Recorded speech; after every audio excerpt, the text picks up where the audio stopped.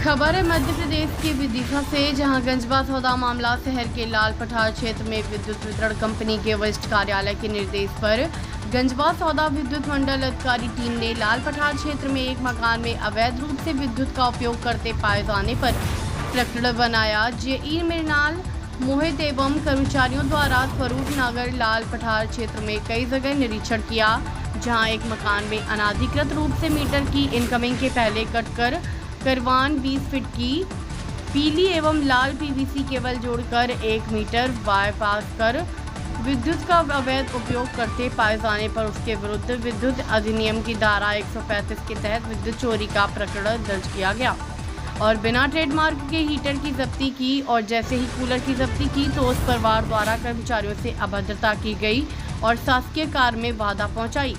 इस आशय का आवेदन विद्युत विभाग द्वारा सिटी थाने में दिया गया है। तो दूसरी ओर जिसका विद्युत विभाग विद्युत चोरी का प्रकरण बनाया, उसने भी सिटी थाने में शिकायती आवेदन दिया है। इस मामले में एसडीओपी मनोज कुमार मिश्रा ने बताया कि विद्युत मंडल को चेक करने का पूरा अधिकार है। कुछ उपभोक्ता अपने बचाव में इस प्रकार के आवेदन देते हैं, मामले की जांच की जाएगी। मध्य प्रदेश के विदिशा से संवाददाता संजीव शर्मा की रिपोर्ट। ये स्वरूप नगर लाल पठार का मामला है। हमें वरिष्ठ कार्यालय से लेटर प्राप्त हुआ था सघन चेकिंग के लिए, तो उस दौरान हम चेकिंग करने गए थे और वहाँ जो गली थी उसमें जय हिंद गौर करके एक उपभोक्ता थे। तो जैसे रूटीन चेकिंग करते हैं डोर टू डोर, हम वो कर रहे थे। उनके यहाँ भी पहुंची जांच की टीम का लगभग 10 लोग थे हम, तो जिसमें 2 महिला टीम भी कर्मचारी भी थी। तो हमने चेकिंग की और पाया कि उनका जो सर्विस लाइन था मीटर का, उन्होंने उसमें कट करके रखा हुआ था, जिसमें करीबन 20 फीट की पीवीसी केबल जोड़ी थी, एक पीले रंग की और एक लाल रंग की, और उससे वो मीटर बाईपास कर अवैध रूप से खुद के मकान में ही अगल बगल उनके 3-4 मकान बने हुए थे, तो वहाँ पे वो उपयोग कर रहे थे। सर क्या कुछ जुर्माना रहेगा उसके ऊपर? अभी जुर्माना जो विद्युत अधिनियम 2003 के देखे तो 135 धारा लगाई गई है, उन पे मीटर बाईपास का केस बनाया गया है। सर जैसा कि आप लोग चेकिंग करने वहाँ पे भी बोल रहे थे, जैसे कि बदतमीजी कर रहे थे कि आप निकलो मेरे परिसर से, गाली गलौज भी करने लगे। महिला कर्मचारी का भी लिहाज नहीं किया उन्होंने। और जो जैसे वो हीटर का उपयोग कर रहे थे, हमने हीटर भी जब्त किया उनके घर से, बिना कोई ट्रेडमार्क का हीटर यूज़ कर रहे थे।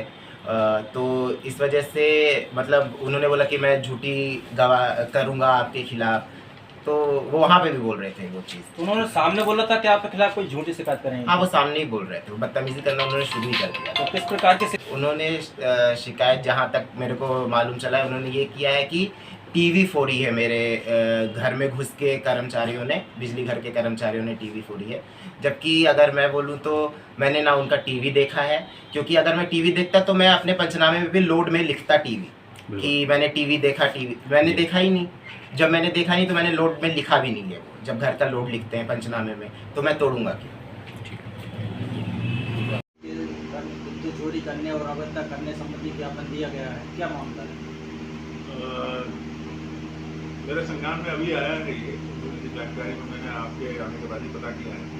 इसमें विद्युत मंडल की ओर से एक आवेदन जय हिंद गौर करके है, उनके विरुद्ध थाना शहर में दिया गया है कि वो विद्युत चोरी का एक प्रकरण उन्होंने बनाया है और उसमें कार्रवाई के लिए उन्होंने आवेदन पत्र दिया है। उसी के प्रति उत्तर में जो अनावेदक पक्ष है जय हिंद गौर, उन्होंने भी एक आवेदन पत्र थाने में दिया है कि उनके घर में अनाधिकृत रूप से विद्युत मंडल के कर्मचारियों द्वारा जाकर कुछ सामान को क्षति पहुंचाई है।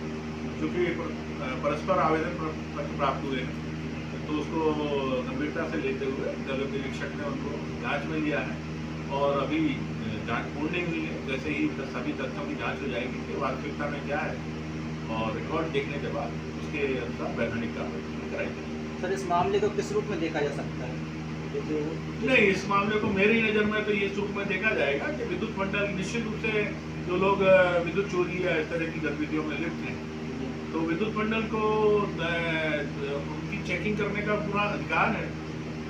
ये जरूर है कि कतिपय मामलों में कुछ लोग जो है, जो ग्राहक हैं, वो उपभोक्ता हैं, वो अपने बचाव के लिए इस तरह के आवेदन पत्र देते हैं और सभी परिस्थितियों को देखना पड़ेगा। अगर इस तरह की कोई अड़चन थी तो विद्युत मंडल को अगर ऐसा लग रहा था तो उनको भी पुलिस सहायता लेकर जांच करने जाना चाहिए था। लेकिन ठीक है, परिस्थितियां उनको लगा होगा कि अगर वो बात पहले पुलिस को सूचना देंगे तो कहीं शायद वो साक्ष्यों को नष्ट न कर दे, इसलिए उन्होंने तत्परता से कार्रवाई की होगी। लेकिन फिर भी सभी तथ्यों की जांच की जाएगी, उसके बाद ही इसमें कार्रवाई की जाएगी।